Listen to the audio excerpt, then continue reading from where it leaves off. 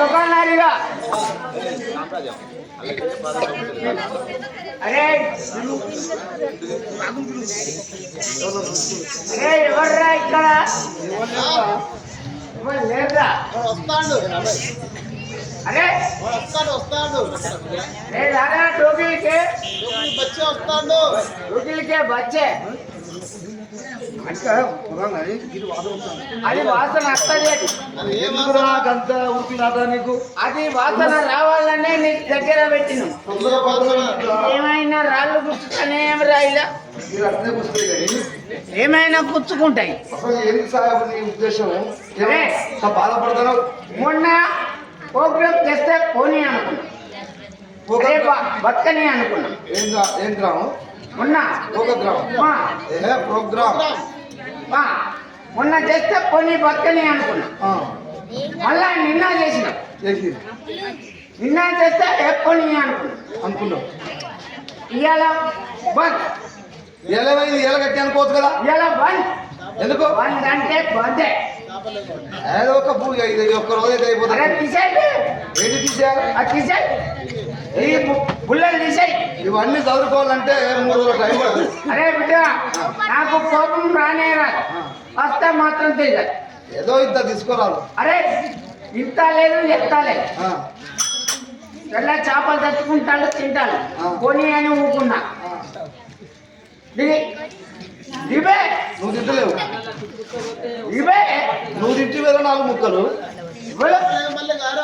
అరే నేను తింటాను చేపలు నువ్వు తినవు ఇప్పుడు తోకలు తింటావు నిమ్మకాయ తొక్కేసుకొని తింటాను అడిగి 3 రోజులే ఏమైనా కోడి తలకాయలు కోడి కాళ్ళు తింటావు కానీ అవి కూడా తినరా తినవు అలా అలా ఏం తినండి చేప తలకాయలే కొడతావు కదా నువ్వు ఒక్కొక్క తలకాయకి తీస్తావు కూరగాయల తలకాయలు ఉన్నట్టు రే సాహెబ్ ఒక్కరోజు ఆడుతుంది ఏదో ఈ 2 రోజులు మన్నించడం కదా ఈ ఒక్కరోజు మన్నించిగా రేపటి నుంచే బంద్ పెడతాను ఏదో నీ కళ్ళు పట్టుకో నేను చూసుకుంటలే చూసుకుంటావు చూసుకుంటా అక్కడ చింత కింద వేయాలి ఏంటి ఏమి వేయాలి అక్కడ చింత కింద కుర్చీ నీకు కూర్చా అక్కడ తీసుకుపోయి అక్కడ వేయి ఆడ రెడీ ఉన్నది మీరు ఎట్లా చేస్తారో నేను అక్కడ కూర్చొని చూస్తా అది మాకు నేను చేసే ఆటలు నువ్వు ఆడ కూర్చొని చూస్తావా ఆడ చూస్తా సరే ఏమైనా తేడైతే మాది పట్టుకో ఏంద్రా మీద పట్టుకుంటే మా చరిత్ర మరి మీ చరిత్ర అంటవా ఏమన్నా తక్కువ అయితే మాది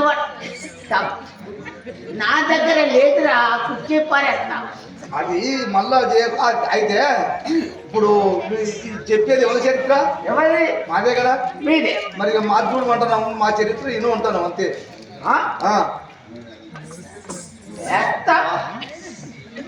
ఏం కరాట నేర్చినావు సాహెబు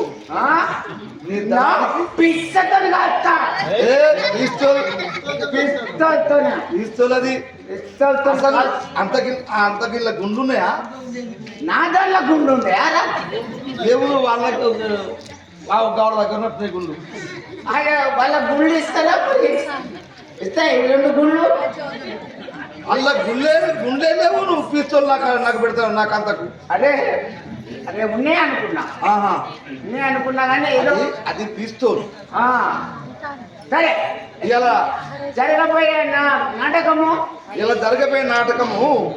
విరాట పర్వం అంటే కీచక వధ ఇలా వాడు కీచకుడు చచ్చిపోతాడు వాడు చస్తాడు బుడ్రకాంత బుడ్రకా అరే వాడే చస్తాడా కీచకుని వధ బుడ్రకాను మరణం నాకే కీచకుని మరణం అరే చచ్చిపోతా చేపల పూలు తిన్నా చచ్చిపోతా ఇంకెన్నిసార్లు తింటావు చేప మోసపోతుందా మోసపోతుంది ఇంకేం తింటావు రేపు ఇక్కడ తిని జమ్మికుంటకు పోవాలి అంతేనా అక్కడ పోవాలి అక్కడ చేయాలి అక్కడ ఉన్నది ఆ ప్రోగ్రామ్ అక్కడ చేసి మళ్ళీ ఇక్కడికి రావాలి ఎట్లా ఉన్నది నాకు నీకు అక్కడ ఉన్న డ్యూటీ ఇక్కడ ఉంది డ్యూటీ సరే ఇప్పుడు ఎవరు వస్తారో రమ్మని నీ మొగడు వస్తాడు అరే మగవేషకాడు అరే నా గన్ను ఎట్లా ఉన్నది చూసినవా నా గన్ను దానికి మొత్తం అయిపోయింది కదా దీన్ని మూతి గొడగొట్టింది నేనే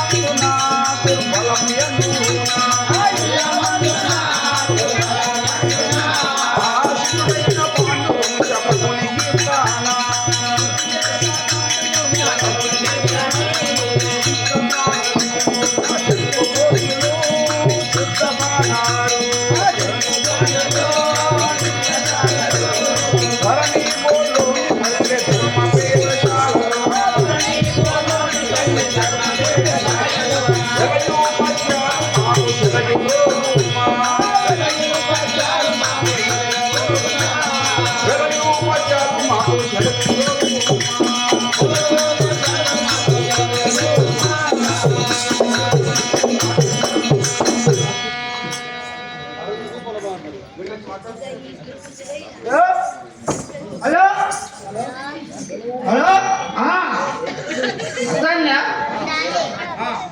హలో ఓకేనా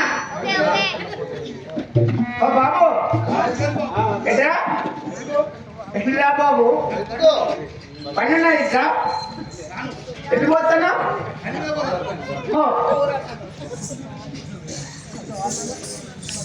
ఏ పని కావాలి ప్రశాంత్ ఒక్కరు రాండి ఒక్కరి లైట్ కలిగియాలి లైట్ పెట్టి ఒక్కరు రాండి అక్కడి లైట్ సింబల్ చీకట్లో కొనుక్కున్నారు పాపం ఒక్క లైట్ కలిగియాలి ఒక్కరు రాండి వాళ్ళు సింబల్ చీకట్లోనే కొనుక్కున్నారు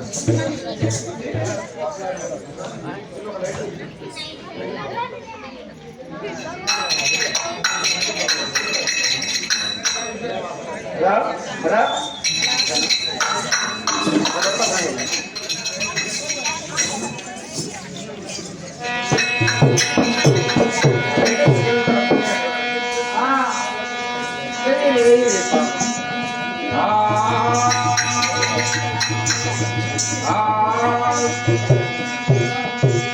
రామానందీ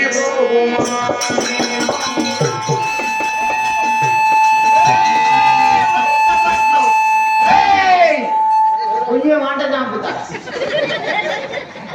ఎత్తని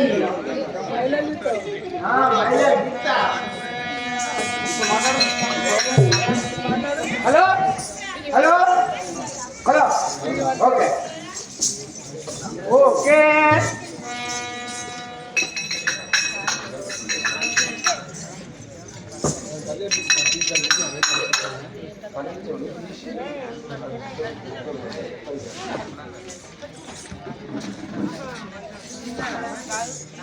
రామానందీ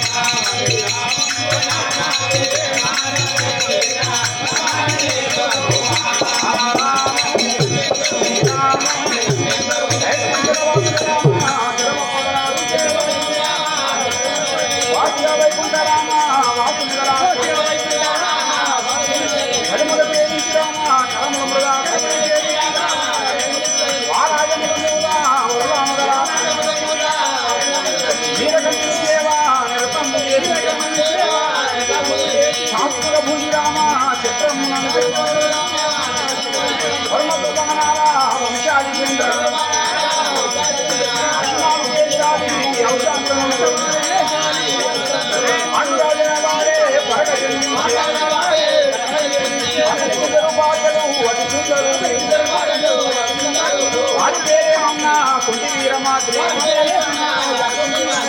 మహాభారతమైన కోరినట్టు అగ్రరాజులయ్యా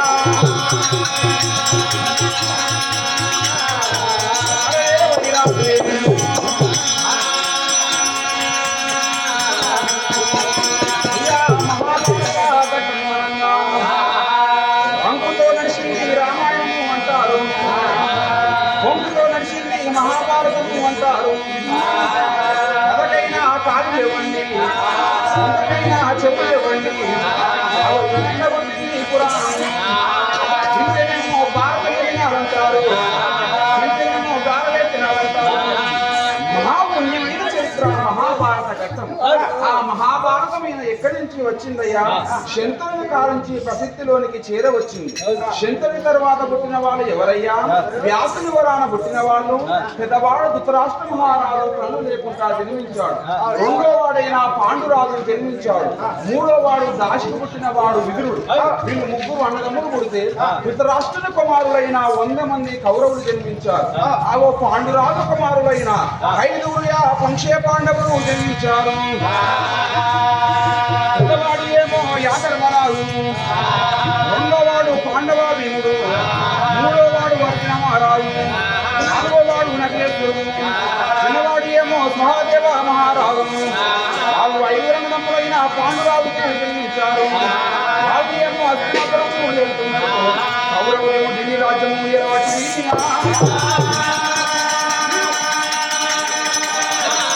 అయ్యో యాదయ్యరా,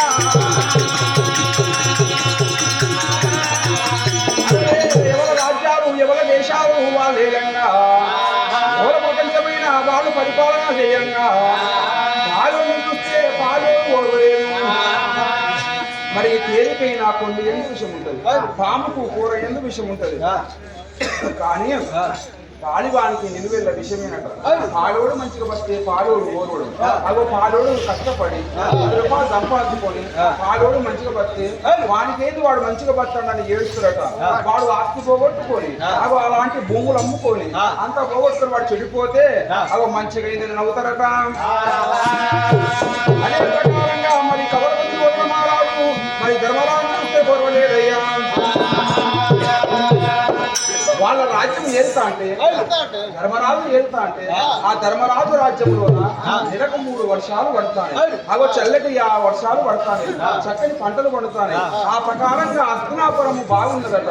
అది చూసి ఆ కౌరవతి మహారాజు ఓర్వలేదు. ఓర్వక నాస్తం నా ఢిల్లీకి రప్పించి తన రాజ్యం నా రాజ్యం నాకే కావాలని మాయా దూదము తలపెట్టిండు. అక్కడ మాయా శక్తితోని దూదము తలపెడితే ధర్మరాజు రాజ్యం ఓడుకున్నాడు, దేశం ఓడుకున్నాడు. కానీ బంగారు టెంపుల్ పుష్పరాజమని మాణిక్యమైన ఓడుకున్నాడయ్యా. అన్ని ఓడుకొని చివరికి చేతులు ఏమి లేకపోతే చేసుకున్న భార్యను కూడా భూతము కూడా ఓడుకొని 1 ఏడు కాదు 2 ఏళ్ళు కాదు 12 సంవత్సరము అడుగుతుంది కాదు 1 ఏడు అజ్ఞాతవాసముంటే ఒక రాజు కింద కొలువు కొలవాలని కూడా 11 ఏళ్ళ వనవాసానికి ధర్మరాజు వెళ్ళినాడు.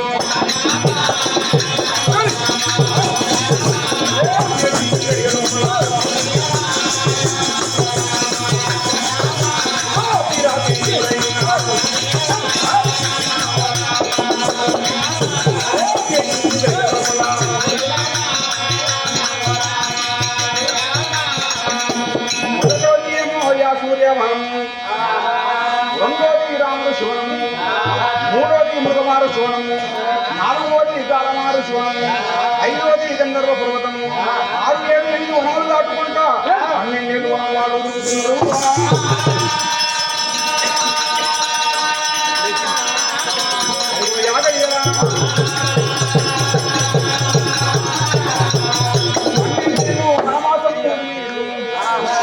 మరి ఒక రాజు కింద 1 సంవత్సరము కొలువు కొలవాలి. వాళ్ళు పోయినాక ద్రౌపది కూడా కలియ వచ్చింది. వాళ్ళందరూ రాజ్యాలు ఎదిగారు. అలాంటి దేశాల మీద ఆ ప్రపంచాల మీద అడవి లోపల ఆపరణము తినుకుంటా, కాయలగడ్డలు తినుకుంటా, అన్నమాపరము తినుకుంటా వాళ్ళు ఎప్పుడు తిరిగిరో అలా చివరికైనా ఒక అలాంటి రాజు కింద కొలువు ఉండాలి. మరి ఎక్కడికి పోవాలి మనము? ఇక్కడి దగ్గర మక్షేపురం ఊరి దగ్గర మక్షేపురంలో నా మక్షే విరక్రాము రాజ్యం ఎత్తాడు. అక్కడ ఒక సంవత్సరము మనం మారు వేషాల మీద కొలువు ఉండాలి. మరి మారు వేషాల మీద కొలువు ఉండాలంటే మనం ఇట్లా పోతే బాగుండదు. అందుకే మనము మన తండ్రి ఉన్నాడు ఎవరు, అది అలాంటి యమధర్మ మహారాజు. యమధర్మరాజు వేడుకుంటే అతను వచ్చి అదో మనకు మారు వేషాలు ఇస్తాడని ఆ ధర్మరాజు దిగ్గున వేసి 10,000 ప్రవధి బట్టి 5,000 ఆరతి బట్టి అటువంటి ఏమో యాగడిలోనా ధర్మరాజు ఏ రీతిగా వేడుకుంటాడు.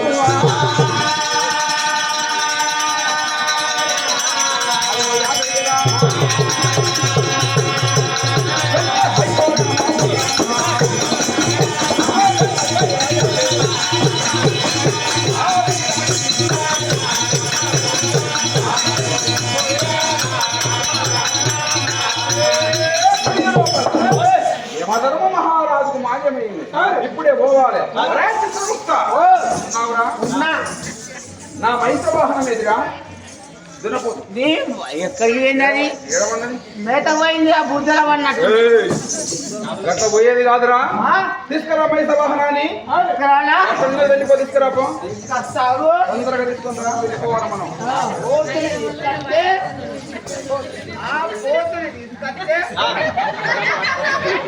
ఏం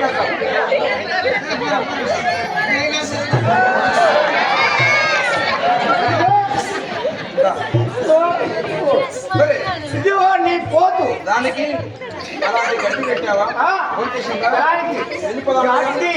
రాళ్ళు రాళ్ళు కూడా పెట్టిన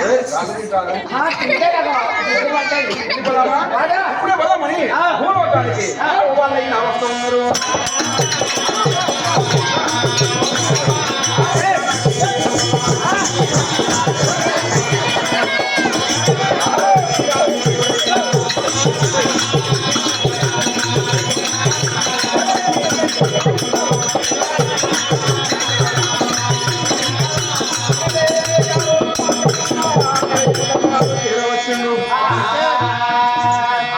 ధర్మరాజు అప్పుడు ఆ పాండవాలు ఉన్నావురా, ఏం చేస్తాను? ఎక్కడ కాయగడ్డలు కొరకపోయినావురా? దొరికితే కథలు. ఓ భూవన్న, నా తమ్ముడు మీరు కాయలు పోయి ఉండే. ఓ భూవన్న. ఏమిటి? ఓ భూవన్న అంటే ఓ అంటాడు. భూవన్న కదా భీమన్న. భీమన్న ఏమిటంటాడు? నడు బయటికి రా. నీ ముఖం కనపడలేట్లా?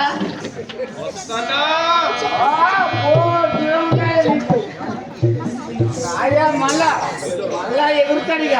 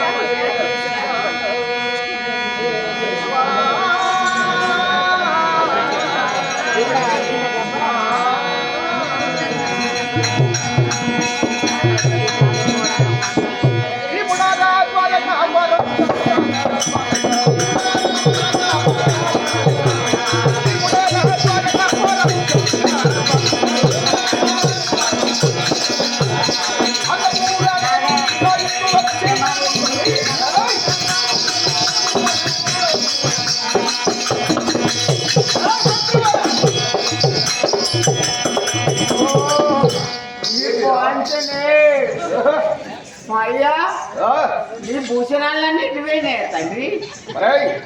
మా భూషణములు, మా ఘనలు గాడిములు, మా చంద్రహారములు, మా తలా కిరీటములు అన్నీ మాత్రమైన మేము ఇక్కడ చంపి వృక్షం మీద పెట్టి మేము ఇప్పుడు మాత్రమేనని మత్స్యపట్టణము వెళ్ళిపోయి మేము మారువేషధారులమై ఉన్నాం. అచ్చా. అంటే నేను మత్స్య దేశములో నా విరాట్ మహారాజు దగ్గరికి కొలువు క్రూటమై ఉండటానికి వెళ్ళిపోయేటప్పుడు అక్కడ నేను వలలాంకుడను అనగా వంటలో పని చేయున్నటువంటి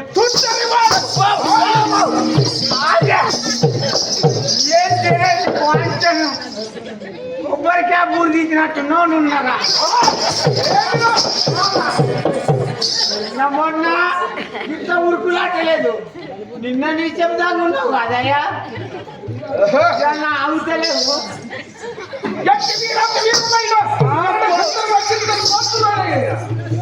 లక్ష పుట్ల భోజనం వండుతా, లక్ష పుట్ల భోజనం వంటి 1000 మంది కానీ 10,000 మంది వచ్చిన ఒక్కసారి వడ్డిస్తా. అంతుండరా నీ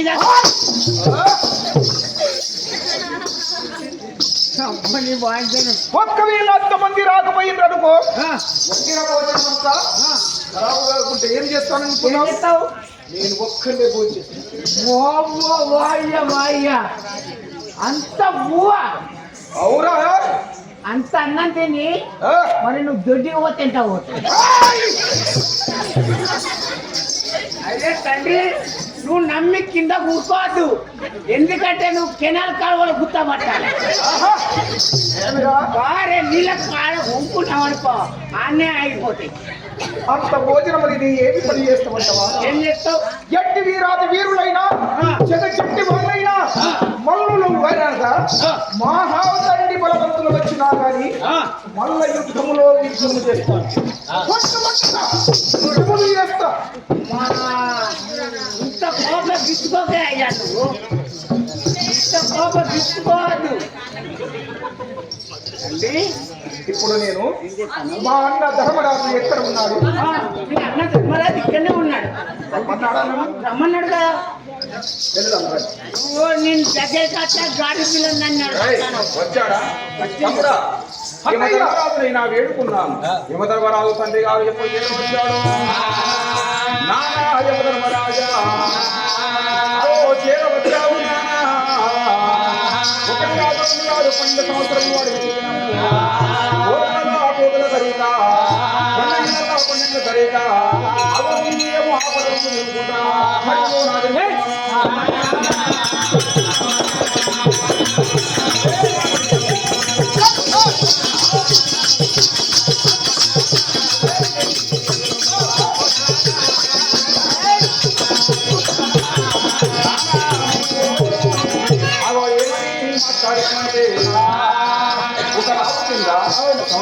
నా కొలువు వదవాలి అని చెప్పి అన్నాము.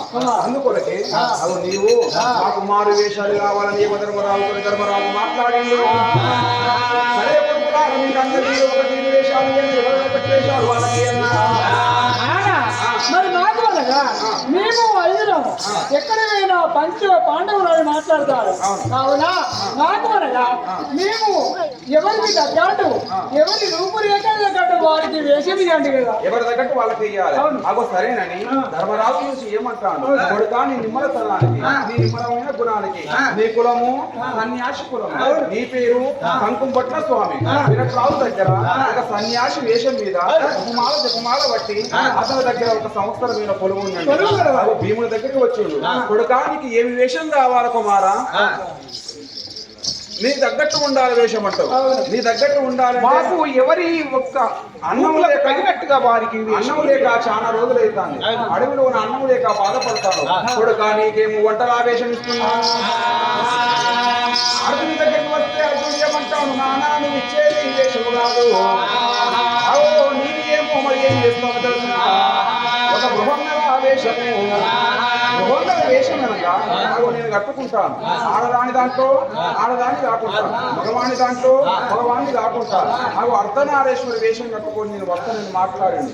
ఆ రోజు మా చిన్నమ్మ శాపం పెట్టింది. ఆ శాపం మీద వస్తానని అన్నాడు. సరేనని అవి నకర సహదేవుల దగ్గర వచ్చిండు. నకులుడైనా గుర్రాలకైనా సాంసాలని చెప్పేవాడు. అదేవుడైనా అగో అలాంటి గొల్లా వేషము ద్రౌపది ఆ దాసి వేషం వాళ్ళు గుండెల్లో స్నానం చేస్తే వాళ్ళ వేషాలు వాళ్ళకి వచ్చినాయి. యమధర్మరాజు ధర్మరాజు వెళ్ళిపోయిండు. అలా ధర్మరాజు ఏమంటాడు, మన ఆయుధాలను తీసుకువచ్చి ఒక కాడ దాచిపెట్టాలి అని ఎక్కడ చూస్తే జమ్మి వృక్షం ఉన్నది. ఆ జమ్మి వృక్షం మీద వాళ్ళ ఆయుధాలు వాళ్ళ సొమ్ములు అన్ని దాచిపెట్టారు. వాళ్ళు మారు వేషాలు కట్టుకున్నారు. ఓ జమ్మి వృక్షమా, అగో నువ్వు మా ఆయుధాలు కాపాడండి, కాపాడితే సంవత్సరాలకు ఒకసారి అగో దసరా పండుగ గావిస్తామని అప్పుడు ఆ వృక్షానికి చెప్పారు. చెప్పి వాళ్ళు మారు వేషాలు కట్టుకున్నారు. ధర్మరాజు ముందు పోతునని ధర్మరాజు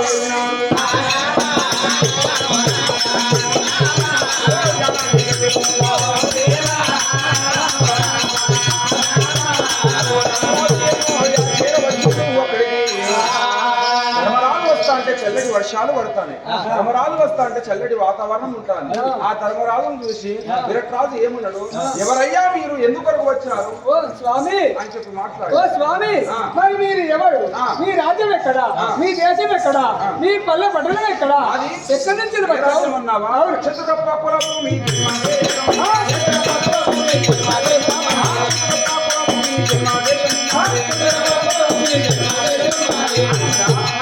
చిత్రపక్కల భూమి ఢిల్లీ అస్తినాపురపట్నం. నా పేరు పంపంపట్ల స్వామి, నా కులము సన్యాసి కులము. నేను నీ దగ్గర ఒక సంవత్సరం కొలువుంటది వచ్చానయ్యా. కొలువు ఉండడానికి వచ్చావు. చతురప్ప కులభూమి జన్మ రాజ్యం మాది అన్నావు. మరి ఢిల్లీ అస్తినాపురపట్నం ఏం చేస్తావంట? మరి అక్కడ ఏమి చేస్తావు? ఇక్కడికి ఎందుకు వచ్చినావు? ఇక్కడ ఏం చేస్తావు? నీ పేరు బాగా వస్తాను, విరట్రాజు అంటే గొప్ప పేరు వస్తుంది. అందుకే నీకెందో కొలువుందామని వచ్చిన. నేను చేసే పని ఓ బాయిలు దోవా, ఓ బంటాలు దోవా. నేను చేసే పని ఆగో నీకు నీతి శాస్త్రాలు చెప్తా. రాజ్యం మీద రాపోతే రాజ్యం మీద నేర్పుతా, దేశం మీద రాపోతే దేశం మీద నేర్పుతా. నీకు నీతి శాస్త్రాలు నీతి కథలు చెప్పేవాడు నేను. కొలువుంటేనయ్యా నాకు నువ్వు ఇచ్చేది లేదు, నేను తీసుకుపోయేది లేదు. ఉన్నన్ని రోజులు బట్టా పొట్ట కలకూర గట్ట కడుపు నిండా అన్నం పెట్టి కట్టుకూరు బట్టలు ఇస్తే అంతే చాలనయ్యా అని చెప్పి మాట్లాడితే సరేనయ్యా ఉండు అని అన్నాడు. అతను ధర్మరాజైన కొడుకుని పోయిన మారు ఇల్లు కట్టుకొని ఒక శౌచాలు గంట పట్టుకొని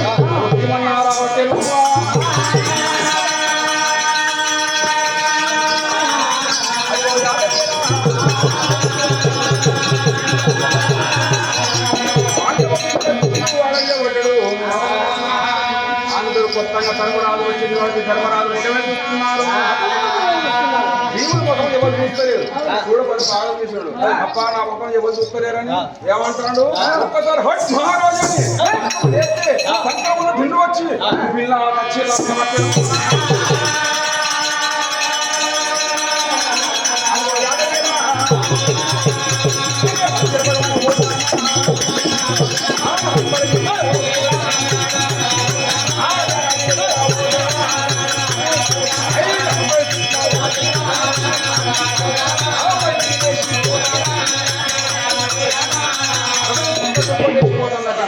బాగా చూసిండు విరట్రాజు.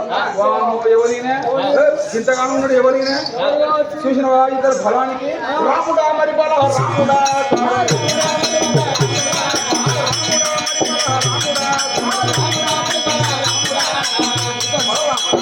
కుంభకర్ణుడా సోముడా సైందేవుడా ఎవరయ్యా నీవు?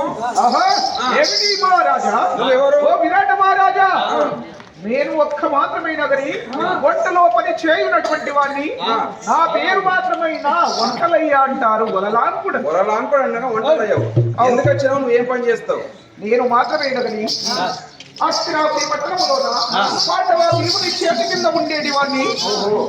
వాళ్ళు అడవి ఆరుని పట్టుకొని వెళ్ళిపోయారు కాబట్టి నీ పేరు గొప్పగా వినబడితే ఆ మత్స్యాదేశం వెళ్ళిపోయి విరట్ మహారాజు దగ్గర పొలుగు క్రూటమై ఉందామని నీ పేరు చెప్పుకొని నీ వద్దగా నేను వచ్చిన